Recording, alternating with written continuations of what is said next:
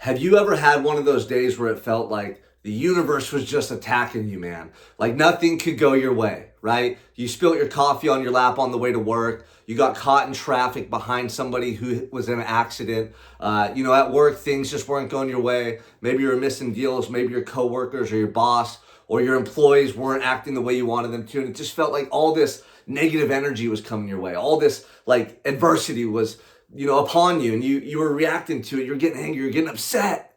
How many of you have gone through those days and you reacted in a way that made it worse? Here's the thing, check this out. Oftentimes in life, you will not have control over circumstances, especially other people's behavior, especially things outside of your control. The only thing that you really have control over is your reaction. It's your own mood and how you behave despite what you're facing in life. Now, what got me thinking about this is yesterday, I was on the phone for almost 3 hours with an insurance company. I had to update some information going into 2024 for me and my wife and my children in order to have the best health insurance that we need. So I had to get on the phone and give them financial information. I had to give them information about a new home that we're moving into, all of this stuff that they require. And the first time I was on the phone was for 45 minutes, and the lady was great, right? We were getting through all the questions, and it got to the point where I needed my children's social security number. But I wasn't at home. I didn't have those numbers in front of me. So I texted my wife real quick, and she didn't respond in time. So the woman told me to call back once I had that information. And literally, as soon as I hung up the phone with the woman who represented the health insurance company, my wife texted me the answers, right? The social security numbers.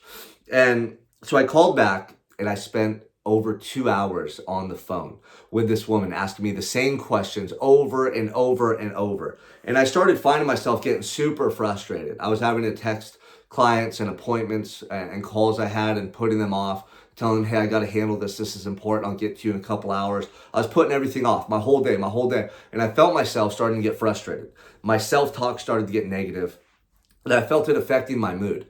And then I recognized in that moment, I had two options. I could either let these circumstances dictate how I feel and get pissed off and angry and upset, or I could find something to do in that moment that helped me to still feel productive, things that would still help me in my life. Look, you guys, this way of thinking goes all the way back to my time in prison.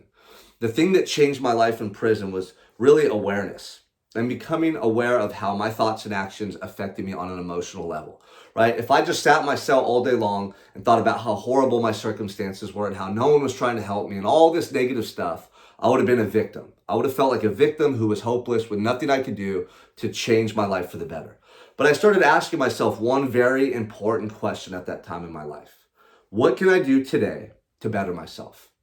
What can I do in this jail cell right now to improve and better myself? That was my first question. That was my first thought every morning when I woke up. And it led me to doing small, subtle things that improved the quality of my life long term, like reading books, writing, exercising. Every single day, I would do those things without failure.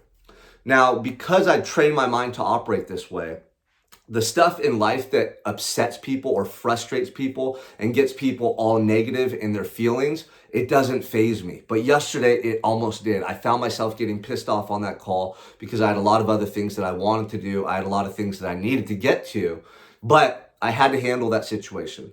My family's health and their health care is very important. And it's one of those things that we just got to do. No one wants to be on the phone for 2.5 hours. When you call and you're put on hold and you hear that automation, right? That voice, and you're like pressing the buttons and it's putting you to another person. It's frustrating, right? So what I did in that moment was I started going through my phone and connecting with people who had been reaching out to me on social media about my coaching, an event that I was just speaking at. I was starting to put some stuff into motion and actually scheduled appointments for this week with potential clients. So that was the first win. I felt productive. Instead of just sitting there, scrolling on social media, wasting time, being pissed off, I was actually doing something productive that was going to help me reach people who needed help, make some money, like be productive with my business, right? And I was keeping my momentum for the day alive. Then the next thing I did was I decided to work out. So I went and I crushed a leg workout. I did my whole leg workout while I was talking to this woman and responding to her questions. And it was a really good workout. Like I took my frustration out that I was experiencing by being on that call on the workout. So for some people, this might not seem like a big deal, but honestly, how often do you let life circumstances dictate how you feel? right? You get caught in traffic, you're all pissed and irritable. You come home and you bring that negative energy to your family, right? You spill your coffee on your lap, or, something goes wrong in the morning before you get to work, and you bring that negative mindset and attitude into your work environment. All day long, most people are allowing life circumstances to dictate how they feel and how they show up. A real winner, the people that succeed in life, those individuals don't let external circumstances dictate how they feel. The people that are able to persevere and forge ahead despite what they face, despite the obstacles, despite the adversity, they understand and recognize that they don't have control over a lot of things in their life, but they do have control over their reaction.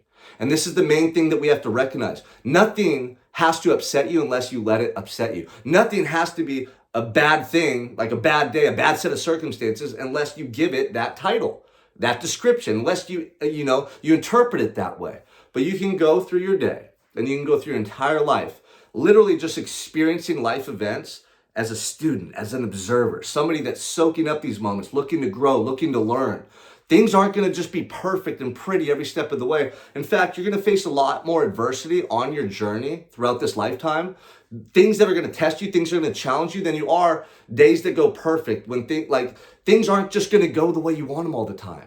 The person that thinks that way is delusional, and then they have these false expectations. And when things don't go their way in a relationship, in their job, in their career, in their day, they get pissed off and they get discouraged. And that's the guy that skips the gym. That's the guy that gets the fuck it and goes to McDonald's and gorges on a bunch of food, or goes to the bar, grabs a handful of pills, or smokes that weed. That's the person that lacks control. That's the person that lacks an understanding that these situations don't have to steal their joy. They don't have to dictate how you behave. You don't have to react to them. Right? And so this takes a high level of awareness. It takes mental fortitude, mental willpower to be able to focus on who you want to be in those moments and how you want to react, versus not being prepared and then just reacting emotionally, reacting impulsively.